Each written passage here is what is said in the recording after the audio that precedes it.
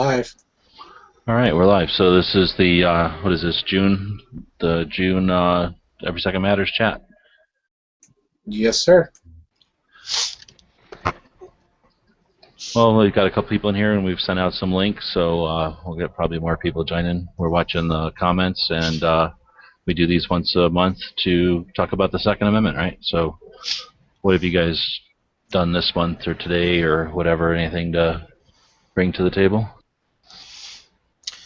I introduced a couple the other day at work. It was, we were done, and she was wearing a shirt with like all kinds of rifle calibers, and she was in her late 50s, 60s, and was pretty cool. And I was like, God, I really love your shirt. And then he started kind of just talking about it, and I'm like, well, I'm all for Second Amendment and all that, and we even have a kind of a little movement online, and I gave him the everysecondmatters.us website, and hopefully they've gone. She made me write it on the back of my business card and give it back to her. So hopefully they're checking it out, and the cool thing is they're from a couple hours over the border in Maine. So that's a kind of a neat thing, and these are people that would probably never look into something like that or find it without a little bit of coaxing. And then I ended up buying a gun and a bunch of mags today to support the movement.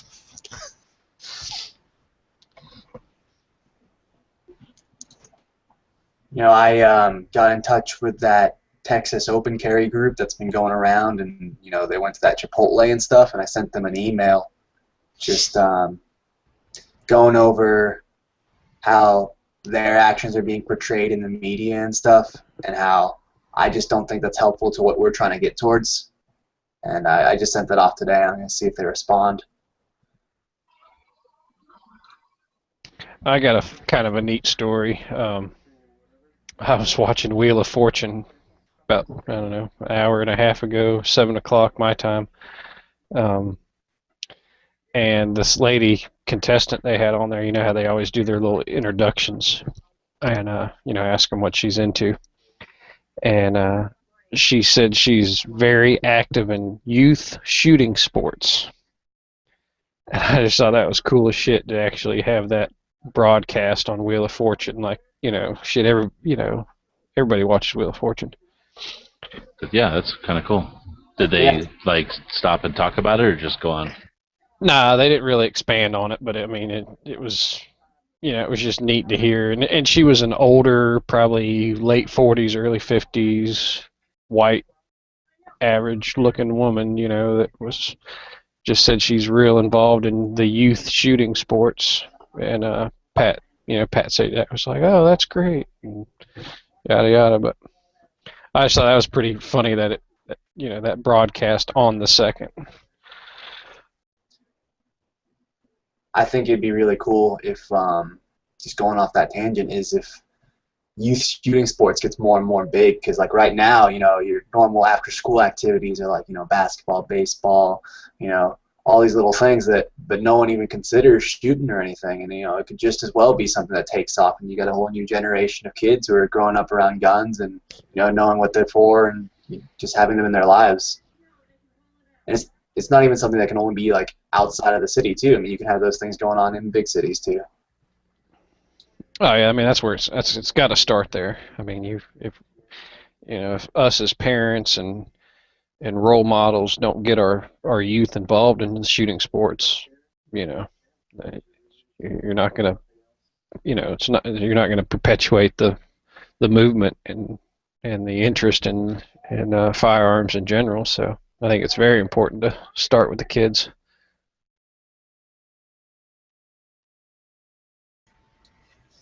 Yeah, I want to look into ask my gun shop guy around here, because he does classes and works with the police, and see what they are doing for kids. I know they're doing something. I'm sure there's well, they got the apple seeds. You ever heard of the apple? Yeah, there's first shots as well. I don't know if that's around here, but I know they got to do something. There's I'm in the woods in New Hampshire. There's all these people that grew up as hunters, and they all have kids, and I'm sure the kids are out there enjoying it, and You know, we got to have some things going on the weekends, probably. Yeah, we just gotta, just us as a, not only as a community, but I think as a I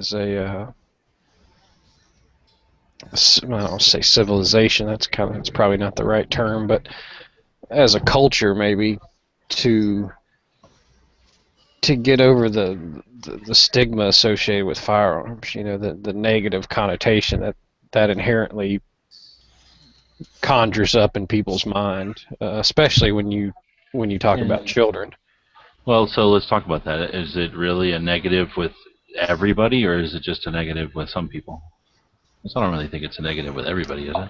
Well, nah, that was a little dramatic to say everybody, but I still think that we're in the minority. I don't know. I think that you've got, let's say, yeah, let's break it down. I say 30% that are hardcore pro-gun, 30% that are hardcore anti-gun, and then you got the 40% in the middle that could care less. Well, let's look at the people in the middle that you're talking about, like the 40%.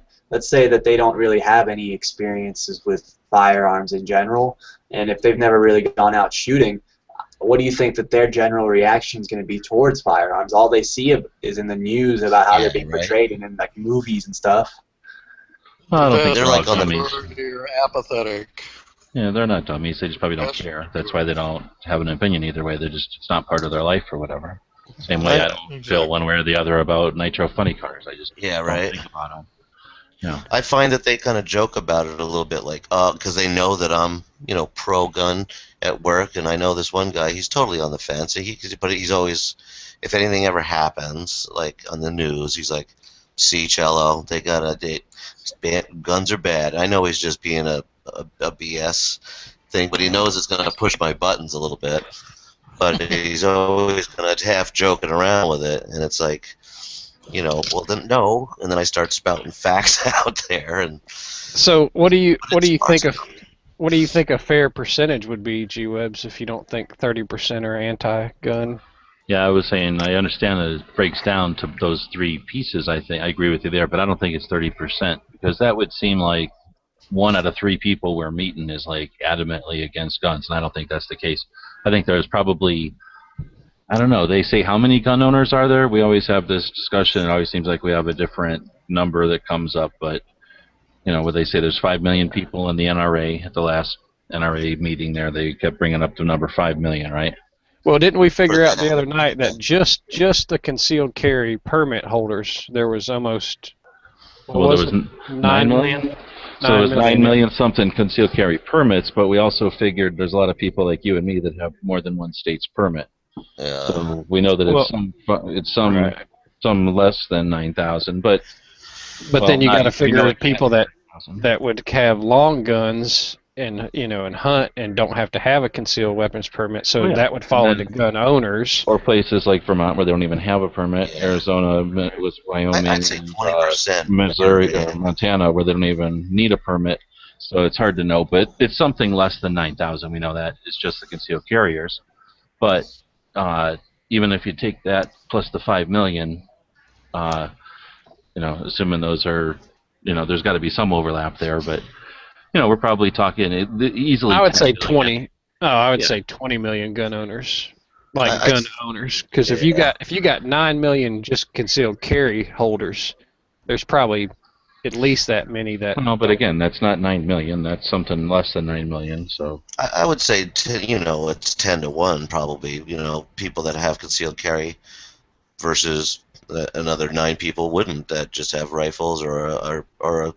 Well, for what I'm getting at, I'm going to say, let's just say it's 5-fold. So now let's say that it's 50 million or something like that, somewhere around there, or maybe 30 for what I'm trying to do. Because I'm trying to say, if that's 10%, if I say 30 million gun owners, and we got to count, there's a lot of people that own a shotgun, but put themselves on a list of being a gun owner, right? So let's just say 30 million to keep it reasonable, so that nobody's going to contest our numbers. So yeah, because that's 10% of the population. Right. So I'm going to say if there's 10% that's a gun owner really proud of it, cares about the Second Amendment kind of thing, then I would say there's no way that we're outnumbered 3-1 by anti. Because if we were, they would have changed laws a long time ago. I suspect it's more like the other way around, that we're maybe 5-1 on them. So anyway, what I was going to get at is, what percentage are we? I think a realistic percentage is probably 10 to 20% are pro-gun. There's a whole bunch of people in the middle, like maybe even 80% that really don't care one way or the other, but are willing to take a logical argument one way or the other. And then there's those then there's those crazy people on the other side that are like, victims of crime or abuse or something, and just like, whatever their issues are, they're just never going to like guns. I think that number is closer to like 3 to 5%. I just don't think that it's anywhere near as many as the gun owners, and we're only up 10% of the population. So I think there's that huge group in the middle, and I don't think they're all stupid. I think that they just really aren't scared of us, and they don't believe the anti-gunners, so they just sort of sit in the middle and let us bicker. But at the same time, though, they don't specifically go out and seek out that logical argument. They just. That's true, and that's where we definitely can make some headway. I'm not trying to paint like a picture that there's no reason for any hope. I think there's definitely hope, and I think you're right. The majority are just basically apathetic. Yeah, when they go along with it, like, oh, background checks. Why would you be opposed to that? I'm not anti-gun, but why would you be opposed to it? Right, that's what I was just. They're on the fence. Like, I've never met someone in a non-gun setting that was against the universal background check thing. Oh, wait, you're saying that you've never met anyone that is against the background check? No. I've never met anyone that, like, doesn't come from a gun setting, like if it's not at the range or at the gun store or anything, that they'll say that they're against background checks, like universal background. So just people that don't give a damn one way or the other are usually going to come down in favor of background checks, you mean? That's what in my experience. What's been yours? I think they'll look at us as exactly what you said. They look at us as, what are you afraid of? Yeah, I would agree with that because they're not given the full our side of it, I guess. They're not given a good side, our version of it. But every time I've ever talked to them, like more than 5 minutes, like seriously about it, they go, oh yeah, it doesn't make any sense to do background checks. As soon as even if you just say something like, well, how many, look at this last guy, he had background checks, did it stop it? No. So background checks don't stop it. And they're like, yeah, you're right. It seems stupid to make, and most people you can tell them, look, if I'm going to get my grandpa's shotgun, why should I have to go to the store and, for one, go to the store, and for two, probably pay somebody to be able to give my grandpa shotgun? Makes no sense. They just don't believe that the government has the capability of actually wanting power or whatever. They're like, oh, you're paranoid, and it's like, well, no, that's what happens is little steps like this, and that's when you have to have them realize the facts. Hold on. So you get those people that are right in the middle and don't really care one way or the other, and you start talking to them, and you're like immediately like, the government's trying to get us? Some of them will go in that direction, like, oh, what are you afraid of? They're never, and then some of them will go, they're never gonna take your guns, Yeah, but when they say that, I think it's important to steer the conversation towards like what GUS was talking about, like a practical application of it, like what firearms are used for in like reality and stuff. Yes, I agree with that, and that's what I try to do in that sense, and then they, and then again, they just kind of come out of it as, yeah, you're right, or, it's not a topic for them that they can get emotional about because it's not really affecting them. Yeah, very true.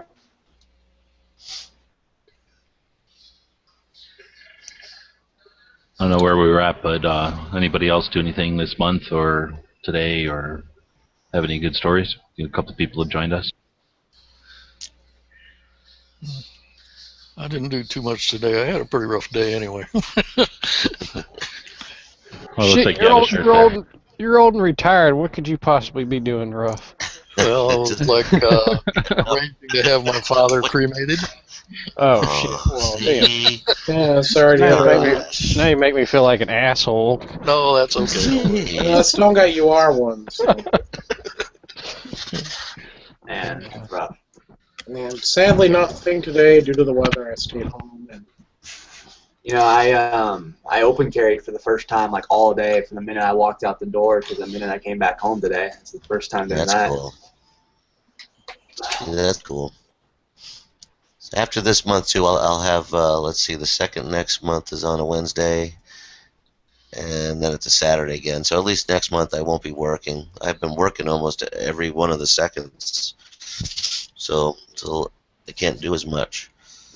But next month it's open carry. It'll be 4th of July week too. That'll be interesting. Up here in the I can't open carry, tourist but area.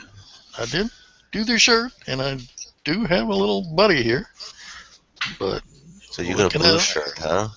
it just looks blue. I don't know why. Oh, really? It's not? It's black? It's the black shirt. Oh, yeah. wow. Thought you were pulling a B-Gurk there with your own, No, because he's got a red one. I'd like a red one. No, no, Yeah, it's the see. black one, and it's starting Well, to what would happen if you fade a little. What if you wore an empty holster? Is that like totally a no-no in places that you can't open carry? I mean, I guess it's stupid, but I don't think it's a no-no as much as it would just literally cause more problems than good, I think. I mean, yeah, it would start conversations. although it's yeah, right. I was just gonna say it would definitely start some conversations. Huh. Speaking of, open carrying and trying to start some conversations and stuff like that, where do y'all think we draw the line between, being overly provocative, like kind of like how we see the open carry folks that go into like restaurants with ARs and stuff on their backs and stuff? Like, when does trying to get the message out become that? I think Well, anytime you Well, when there's a force reaction, message like- on somebody, then it's going to be a problem.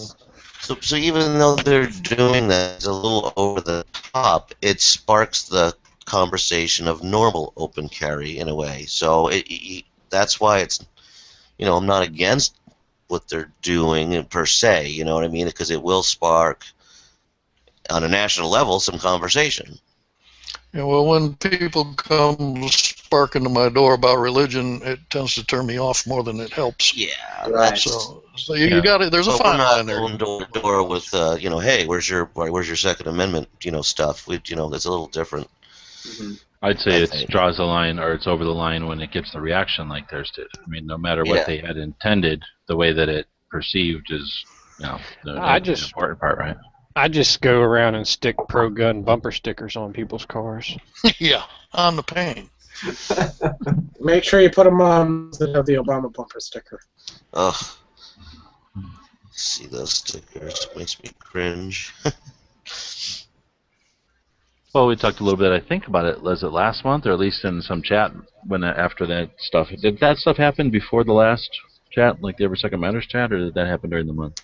During the Texas. month. During the month. Yeah, during Last the couple month. weeks.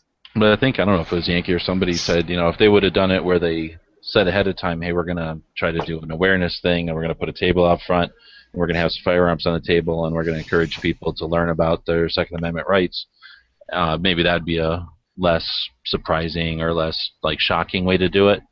But on the other hand, I don't know if that's, we're not Girl Scout cookies or Girl Scouts selling cookies, I don't know.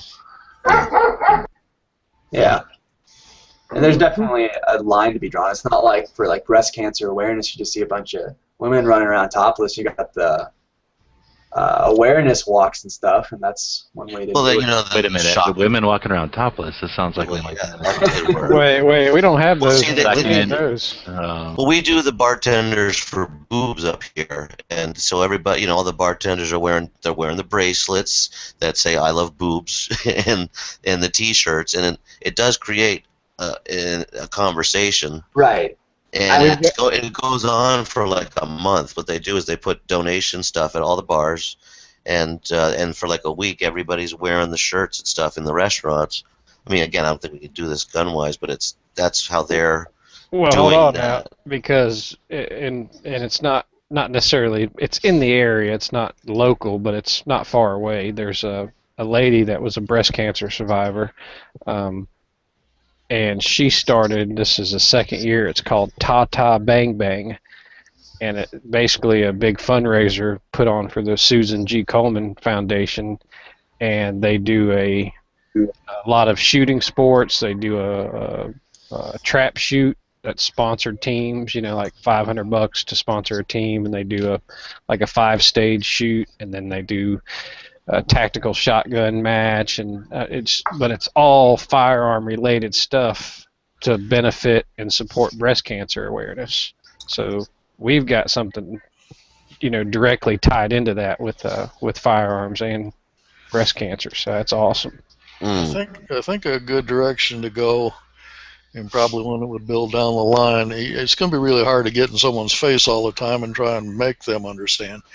But if you can get kids involved in your 4-H and your Boy Scouts, get just rifle classes, shooting classes, some kind of an involvement there on a basic level, it would grow over time. You can't just go up to somebody. Most people are just basically apathetic. They haven't tried it, don't care about it. All they hear is, one way or the other all the time in their face on the news. But they really don't care about it unless they're involved in it. And when you're doing a lot of this stuff, you're just preaching to the choir. Well, sure, but that's where we have to get the discussion started. That's why we started doing this. That was the kind of frustration that created the whole campaign, or the whole concept of talking to other people about guns on the second. Right. I don't want to. I mean, I understand what you're saying. Again, I understand the frustration there, and I'm not suggesting that we don't bring the next generation of shooters in. In fact, when you're talking kids, we should probably be thinking of the 20-somethings too that are out there playing the video games and stuff. I mean, we're this close to having them on our side as gun owners. We see it in gun channels. We've got guys coming in that are more familiar with the video games than with growing up with firearms, for sure. And there's no reason not to have them on board as pro-Second Amendment.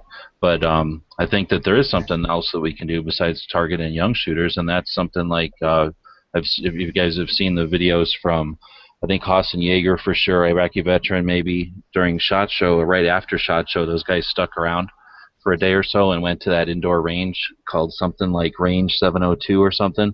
Oh, yeah. And we posted some pictures from it too. We went over there a couple of days before SHOT Show, and I was super impressed. It's a okay gun shop, but it's also got a indoor range with maybe 10 lanes in the main section where everybody can see through the windows. You know how indoor ranges are. And then there's another kind of side range, which I suspect is maybe for the private stuff or classes or something, so that they can still have public lanes available. But basically, it's a lot like a bowling alley or a lot like a racetrack, if you've been to one, or that kind of thing, where there's some social aspect to the facility as well as just going there to practice. So it's not like a dark tunnel that you're shooting down and you have to kind of know the routine, and if you're not in the club, then you're not welcome. This is the opposite. This is very welcoming. Nice looking, attractive girl. Let me finish. The nice, attractive girl comes up and walks you through. If you're not familiar with it, they have bachelor parties there. You can drink, of course, separate, after the shooting part.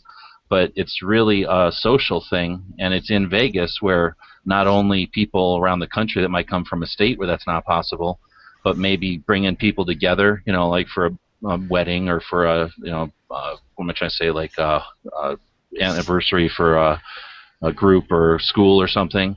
Not to mention foreigners that come for firearms tourism. So something like that, where you introduce somebody who might not be familiar with the shooting sports into shooting sports for something like a bachelor party, a super fun, entertaining, recreation type event. That's something that a lot of adults who might not ever think, oh, you mean you can own firearms just to enjoy shooting, just to have some fun, shooting down range with full auto, something like I saw on TV or like they used in the war? Anyway, that's a way that we can get adults on our side without having to just target the kids, right? That's true. If you can get them to pull the trigger a few times, they get interested and they have fun. Up until that point, you're talking to a wall. And I think the first step to doing that is, and I don't want to necessarily use the word stigma, but just kind of dropping that mystique and closeness of the gun culture stuff. Because a typical person probably thinks that everyone's part of a gun club that's out in the middle of boonies and just talking about weird stuff all day. If you can just drop that, more people might be more open to it and just get them pulling the trigger, like you said. Well, I don't disagree, but I'm struggling to think now where that's even an issue. I mean, where are there people that are exclusive or private members only. I mean, there's. Oh, I'm not saying that that's how Okay. things are, but I'm just saying that like a lot of people kind of feel that way towards, in my experience, towards firearms and the gun culture in general. Well, I mean, there are a lot of rural areas that only have like hunt and fish clubs, and the only Exactly. ranges are held by those clubs. So it can be intimidating for someone who doesn't have access to a public range within an hour or so to try to make friends with someone in a club or something like that. So if you're, I guess what I'm saying is if you're a member of that club, or a club like that, try to use and bring people into there and encourage your club to have public events so that people are more aware and that you're more accepting. It's not Historically, that type of club has been a members type thing. Your hunt clubs, especially raising their own birds and stuff and putting them out, and you had to be a member to hunt the land they leased, and so it is a very exclusive club in that kind of respect. And that could be a problem. I've never even heard of those kind of clubs. I mean, that's a hunting club. You'd have to see. Exactly, but We're talking about just part of the going to gun culture. That's part of the gun culture. And again, the idea is where the people have fun doing what they do with their guns.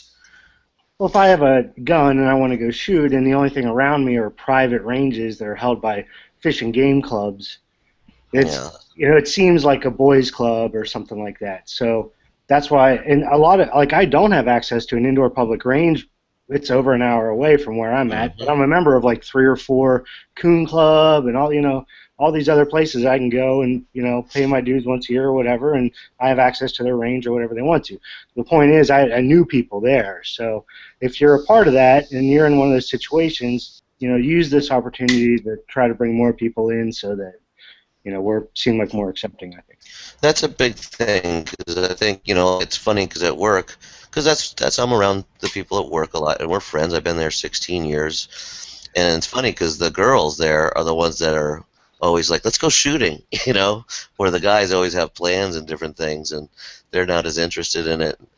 But I think it is powerful just by bringing these 2 girls at work, the 2 secretaries. Well, they're going to branch out, and they're friends with some of my friends and not, and they're going to say to their friends, oh, we went shooting the other day, and it's going to blossom them out on there.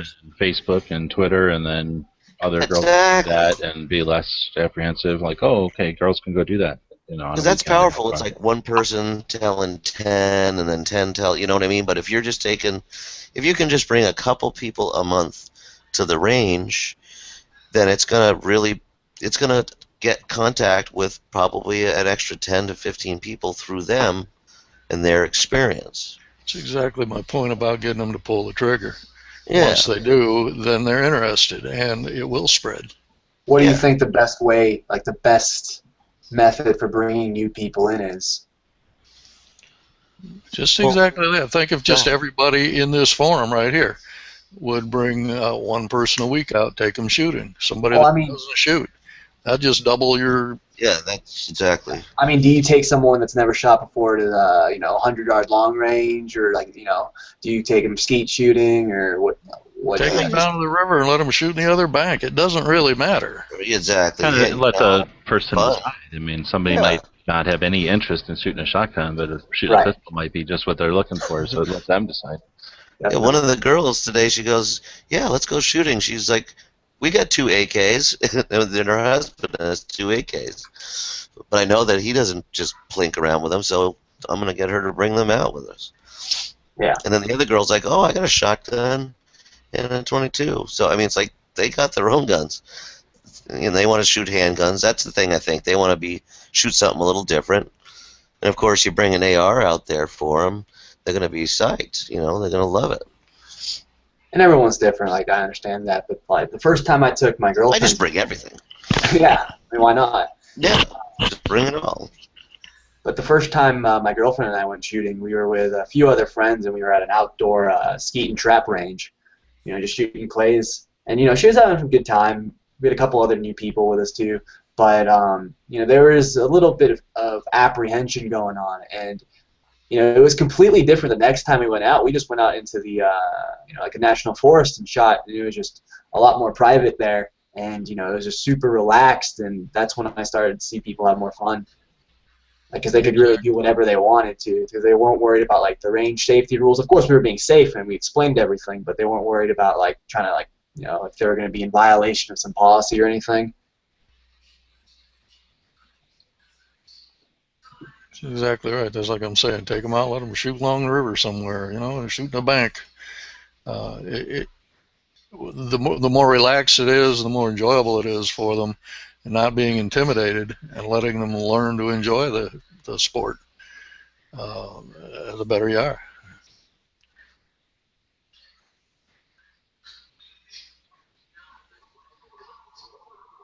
Well, I think we're all in agreement there. So anybody else do anything this month?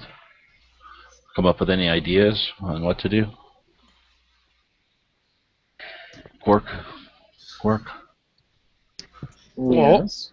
What was the business card thing y'all were throwing back and forth?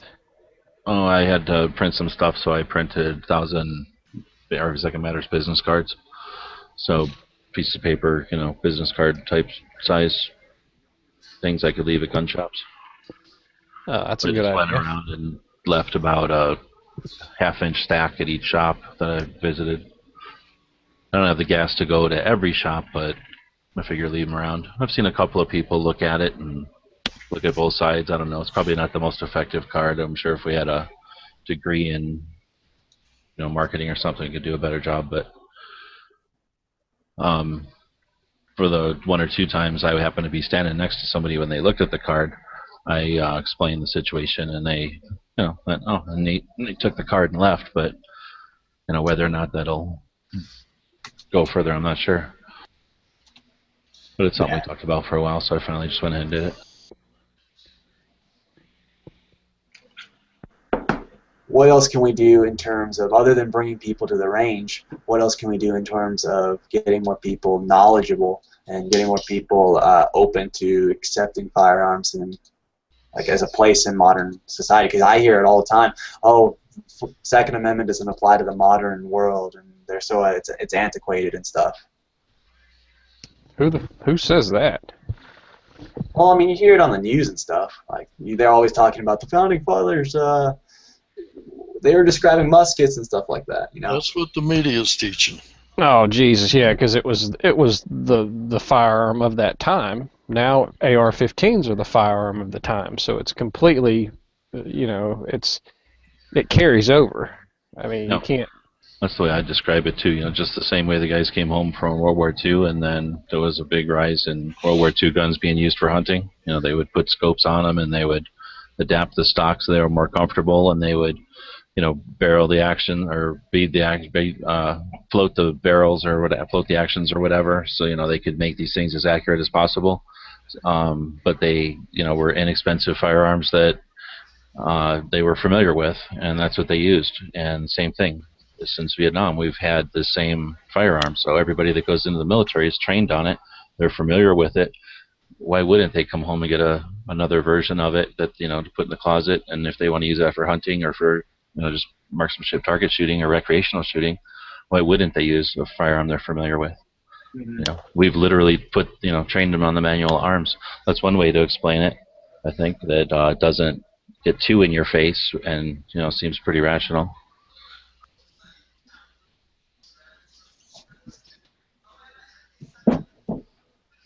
Then, of course, there's the idea that if you could apply it to the First Amendment and say, did they mean, that they had printing at the time, but did they have an internet? Did they have cell phones? Did they have cell phones that could take pictures and instantly it'll instantly Photoshop and then upload them to the internet? So, maybe they meant everyone has a right to free speech as long as you don't shout fire in a public theater or in a crowded theater, or maybe as long as you don't upload pictures of President, not saluting somebody when he's supposed to, kind of thing. So, I don't know if that's the best way to do it, but you can compare it to another right that they, wouldn't think applies now.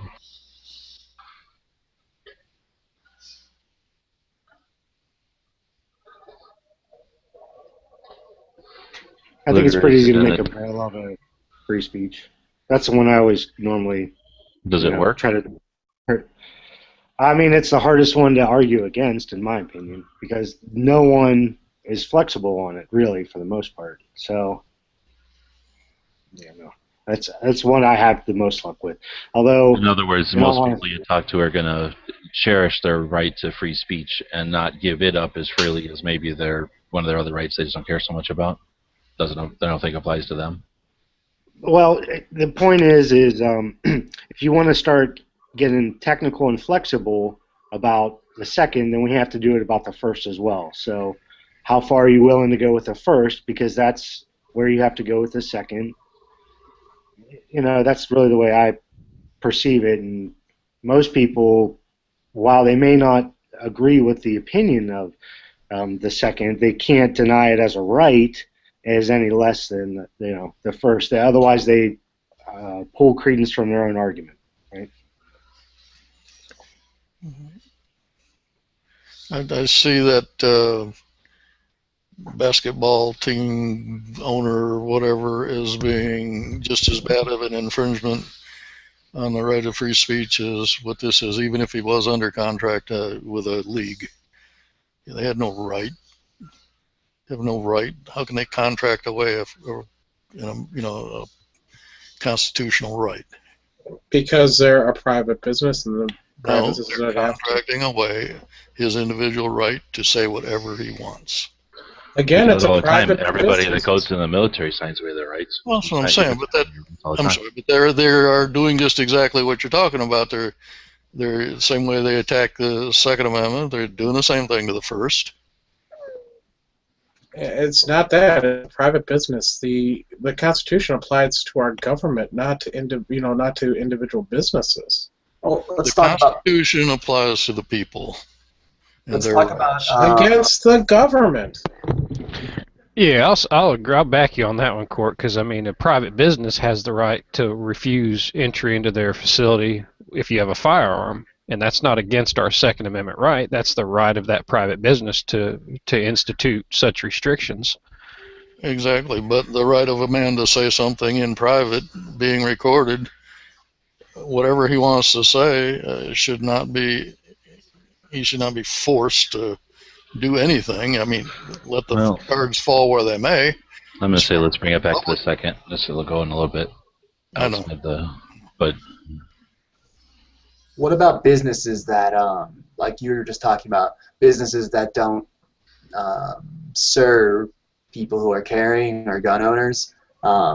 Like, we don't allow private businesses to discriminate against, let's say, people based on their race or sexual orientation. There's been court cases over that, and so why do we allow them to discriminate over their right to bear arms?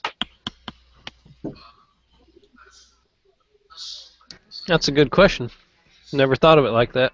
That's exactly it. They pick and choose what they want to do. Could you imagine if you walked in and said, you can't eat here because you're black? Or even if it's like you can't eat here if. Go ahead. So if you come in there and you say you can't eat here because you have a gun,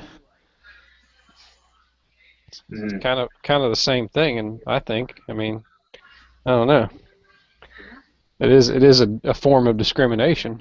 I guess it's a route we could take, but are we going to really succeed doing it that way, or would we succeed doing it that way, or? And I want to say you can't leave your skin color in your car. They can say no shirt, no shoes, no service, you mean, so they can say no firearms? Yep. Yeah. I don't know. I mean, I can understand where if you were, let's say you're a bar that gets frequented by a lot of, crazy bikers and, I don't know, ruthless hoodlums or whatever that keep coming in, and you could say, I don't want trouble in here, so, having the policy of no firearms, you would think could, help stop that, but I wouldn't. I don't know if I would say I'd want to be able to have that right if I operate that business, but I just can't see myself operating that business. So I'm trying to do the devil's advocate, and I guess I'm not. The biggest problem is you can't have a blanket rule or blanket law for everything, because there are always exceptions that need to be handled. Should I be allowed to go eat in a fancy restaurant wearing cut-off jeans and a tank top? No, Not you, no. not at Well, that's what I'm sitting at. Why not me? I mean, that's the exact same thing you're getting at here with guns. Is a business is allowed to refuse service. Right. And I would think even if we told them they couldn't, I would say it's the same as like smoking, right? They say, okay, you can't smoke in a public business, right? So they just turn into private clubs, and they still Or do it that open way. up So pool tables and they can smoke in that area.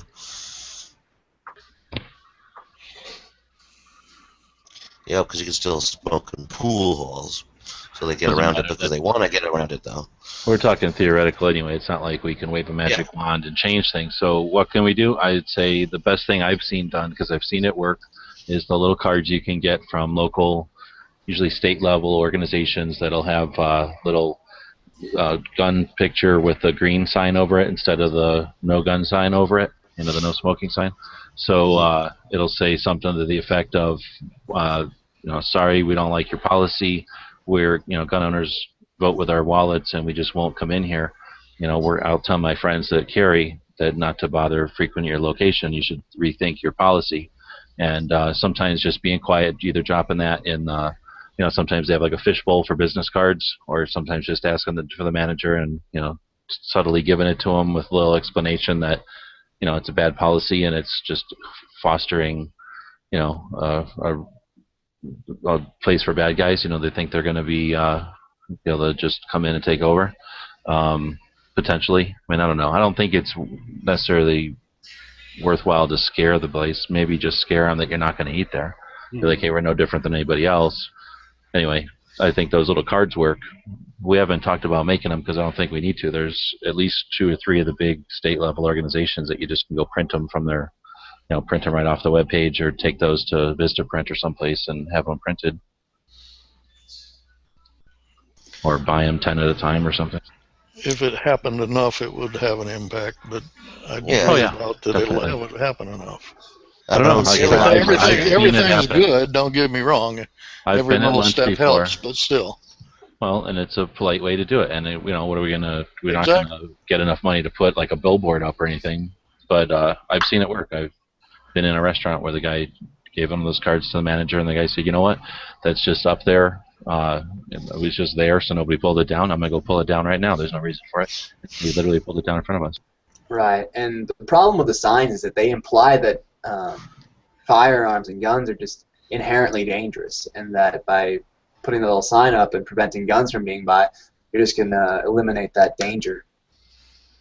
And I think that's the big issue there. Actually, by having those signs up, you're telling a criminal, come rob me. Right, but the mentality is, like, upon putting the sign up, is we're going to prevent people from having these here because we think that they're inherently dangerous. And if they're here, the level of danger is going to go up.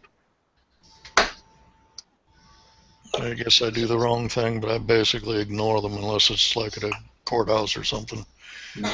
Nobody, as long as you're concealed, nobody knows it anyway. Well, know the punishment for ignoring them in your own state.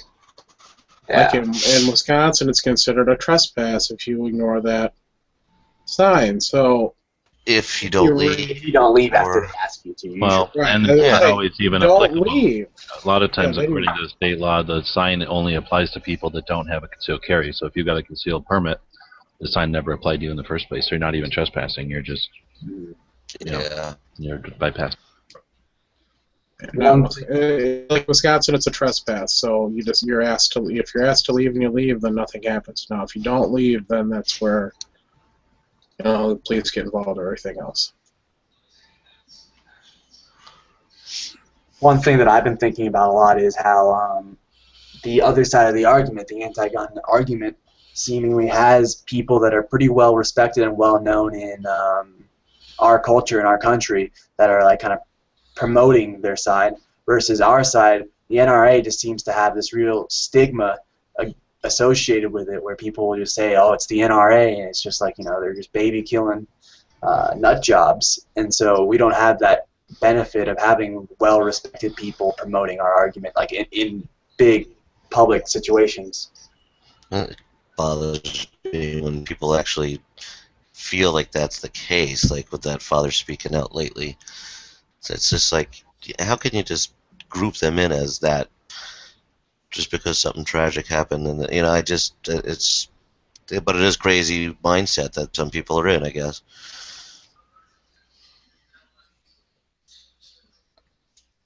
And again, they're a very, very small part of the actual lobby in Washington. The amount of money and stuff.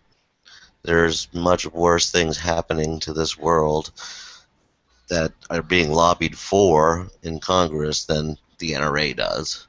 Right, but when people think pro-gun argument, let's say someone who doesn't either is anti-gun or doesn't really care much about guns, they think pro-gun, they think NRA. Like, would you agree with that?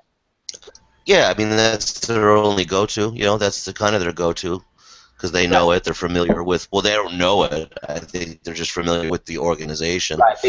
Everyone has heard of it at least. Well, most. Yeah. And unfortunately, I think that it just has a kind of negative, air about it. To people who are unaware of reality. Well, and they're trying to change that. I think slowly now, to make it more aware, a little younger, a little fresher, to try and change that as long as they can reach the people, though. The masses listen to the media, and the media portrays it as a very bad thing. Yes, they do. I don't think so. And it's not like minority of NRA ads on regular TV, though. That's what bugs me a little bit. We see them on our gun shows that we watch and things, but I don't see them on everyday TV, which it'd be nice to see that. Well, you do know TV advertisers have the right to run the time they choose. I understand. And if that station is anti-firearm, they're going to run them at the worst time possible. So I'm going to jump back to those cards because you posted a great card here from I don't know what that is. Persec USA? What is that? That's a site I found. Okay. But yeah, it's pretty cool. It's the card. You can print them out front and back. Yeah, they have a great card that's because they're doing this for the podcast also. The card is basically easy to read. Here's why I went to your competitor. You have posted a policy which prohibits citizens who lawfully carry a firearm from entering your business. This policy puts your employees' and customers' safety at risk because it protects criminals. Infringing upon the people's basic right to defend themselves is bad business. Please change the existing policy to protect the rights and safety of your customers. Then on the other side, I think is the key here, it says, do you know that a person who lawfully carries a concealed weapon in this state has, number 1, undergone a thorough background check, 2, has been fingerprinted and photographed, 3, has never been convicted of a felony, and 4, has training and is competent in the use of a firearm. Do you know that about your other customers? So I think that's a great way to sum it up politely. And again, that's something that if they see that enough times in their little fishbowl, or if that gets handed to people enough times, they're going to figure out that it's right. Right? Everything on there is true. Yep. What about states where you don't need a license to carry? At least maybe even open carry or conceal carry. A lot of those. I don't think you That's see a great point. You could just edit that card to say, did you realize that 99.999% of the people in this state could pass a background check, have never been convicted of a felony and are competent. So, that applies when there is a permit, but you could easily edit that. Or 99% have passed the background check to buy the gun. Well, but I'm not in the city of New Hampshire, so I don't. I just don't want to use background checks as a crutch on our side for anything because I want to get rid of background checks personally. But I hear you. Right, like fingerprinting, we don't do that in New Hampshire, so I wouldn't want it to say that.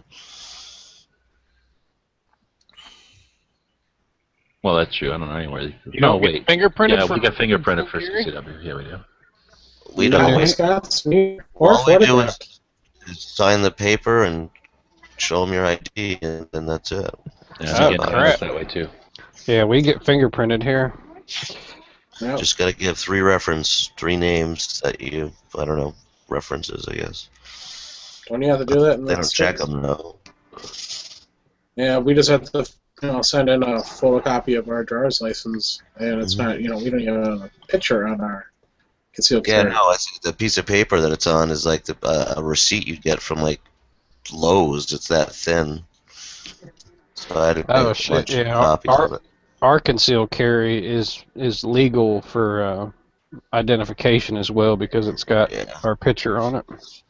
The out-of-state ones, the non-resident ones here in New Hampshire, it's like a license, which I would kind of like it to be, like firm and license type of firm, like it's a card.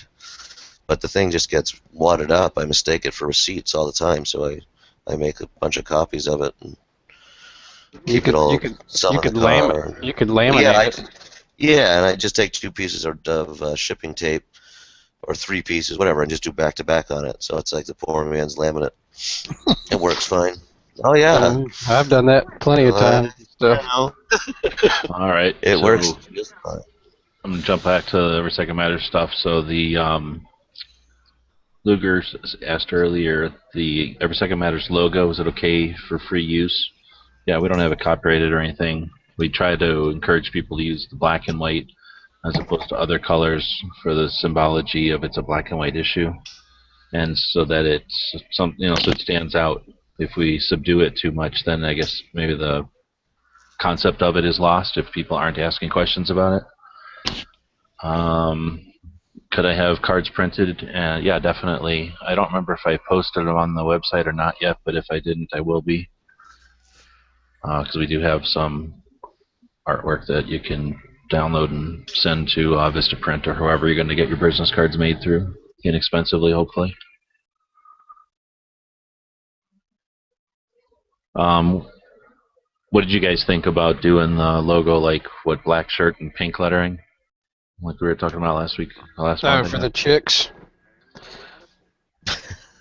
Not necessarily chick do the color, but some guys might like it. Edge said he wanted them like that, I think. With the pink, that didn't surprise me. Something. I'm not opposed to it, but I'm going to say, if it's going to get a woman to actually wear the the shirt, then yeah, go for it. I mean, I do appreciate, like you said, the black and white issue thing. That's definitely clear, but I don't know that the shirt. Again, some people feel strongly one way or another. I think the more shirts, the better. And if someone's going to wear it because they wanted it a color, then great. That's just another shirt. It says the same thing. And I know the black and white issue thing's awesome, but that's that's the core of it.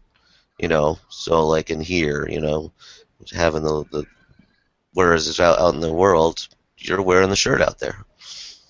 And I think it's going to get a conversation going. Oh, he makes a good point too. If you say black and white issue around here, people would think race. I guess depending on where you're at, you don't want it to become a race issue. Obviously, it has nothing to do with that. Who said that? Antonio? Somebody in the chat mentioned that. Oh. So that's going to be then, if that's the way we're going to go, that's up to Quark because he's got the spread shirt, I think, right? Yes, I do. I will have to work on that and see what I can do. And again, definitely grab some patches because the patches are versatile and they're gone. So it's not a money-making thing. Quark's not making any money. We're trying not to make any money on anything other than the, I need a couple $100 bills once in a while to light my cigars with. But we're just doing these things to, so that there are something to start the conversation with. So that being said, I did print up those business cards, and we have a guy that put together a bunch of stickers, and we've been talking. I think what we're going to do with the business cards and the stickers is, if you want some of those so that you don't have to do like a whole order, it costs like, what, $9 in shipping to get an order of business cards, but I could see why somebody might not want to do that. We'll do like, a pile of business cards. You send us a self-addressed stamped envelope with like $1 and a self-addressed envelope, and then we'll just put a bunch of cards in that envelope and send it back to you. And the same thing with the stickers. I think they're going to be $2. So, or maybe they're $1. I forget, whatever it costs him. He's just going to do it for whatever it costs him to have them made, and then that way we've got stickers to get the conversation going, and those cards to pass around to people. Or just take the artwork off the web and pay the $9 and get, what, 100 or 200 or whatever. There's always deals. Look for deals on, ads on web pages and Yeah, there's coupons receipts for when you go Vista. places. Yeah, everywhere. And And I've there's people that actually want got to compete with Vistaprint. I don't care if you use Vistaprint. We don't get any money on this. So if there's somebody competing with Vistaprint, go with them. Or if there's a local printer, go with them. But and if you want to make up your own artwork, go for it. We have the artwork on the website too. Really, the idea is just to get more and more people talking about the second, so that it becomes, people start talking about guns again. I mean, that's what it's all about, right? Just so that it's not an uncommon conversation to hear somebody talking about a shotgun or a rifle they saw in a movie or a pistol or something. And I want to say Wesley B80 was the one that sent them to myself, and I know Stone Guy's got some too. They're really nice. Yeah, and he's just going to do them at cost, and I think in a self-addressed stamped envelope will be the easiest way, because that's really the thing that takes the most time, being tedious, is when people just email on a web, an address. We got to write it all out, and then of course the stamps are half the cost of these things. So if people just want to send one in, and we can bounce it right back out. That might be what we're gonna. It's probably what we're gonna end up doing for that kind of stuff. As far as the patches, I'm gonna have to get with some people and see if we want to do those again or not. They're a little bit more of a pain in the butt to make, but I guess we got to see what kind of demand's still out there. Who knows how many people are really interested in getting those things? We already sold a bunch of them, so. Hey, could I make a suggestion about Every Second Matters, just in general? Sure. I was thinking, we always talking about being proactive and like what did we do this past month, or what did we do on the second and stuff. And I think it might be helpful to have a page maybe on the Every Second Matters website or something, or just somewhere available that has a list of specific things that we could do, like specific proactive things that we could do to further our movement, I guess, that people can look at and get ideas for, and just base their things for the next month, the thing for the second around that. They give people things to do, like actual, so they don't have to think about something to do. They can go, oh, I can do that. Right, or maybe just a suggestion. Like, I could do something like that, except what's more applicable to my situation, or whatever. Mm-hmm. How about every second rally flags, like the little football flags for your car? Oh, like little pendants or whatever? I don't know. I've never. Yeah. You ever seen the big college games? I have the two flags sitting on our grip rails. Yeah, somebody must make those somewhere. Or you get the little stick figure families, but we're all holding little guns, Somebody was wanting to do the wristbands. I don't know where that's at.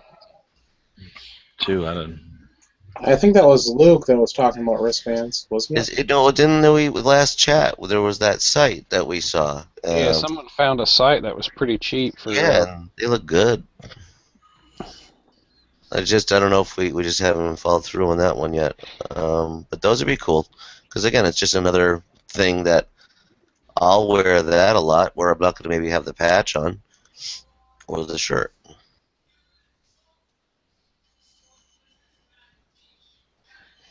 Well, the nice thing about the wristbands is they can be worn a lot more than the shirt can. You can wear a wristband. Yeah, absolutely. Now, what about the mandatory Every Second Matters logo face tattoos that we brought up last month? Are we everybody's gonna go through with that? Was that for half the face, or do you have to have it on the whole face? Yeah, just on the one cheek, I guess. Oh, okay. Still waiting for my brick. Then we'll talk. I was hoping to do it like Talk a about barcode in the back. Exposure. If just like 12 or 18 random people around the country got these Every Second Matter face tattoos, that would make the news. All right, I guess some of us aren't as devoted to it.